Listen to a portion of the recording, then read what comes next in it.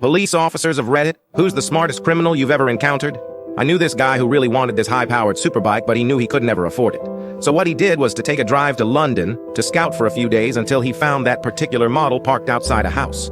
He goes back that night with a slide hammer, pulls the lock, and steals the bike. He gets it home, puts it in his garage, and completely strips it so that the only thing left is the frame and the bottom half of the engine, which he drags into the weeds at the bottom of his garden.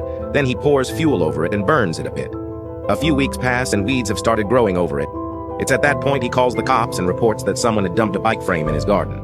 The cops show up and he explains that he just got back from being away and found it. The cops take the frame and note down his name and address. A few days later, the cops call him and say that the bike had been stolen from London a month or so ago, and that the insurance company had classed the bike as a write-off and had told the cops to dispose of it. But because the frame was found in his garden and the insurance company didn't want it, the cops were duty-bound to ask him if he wanted to keep it.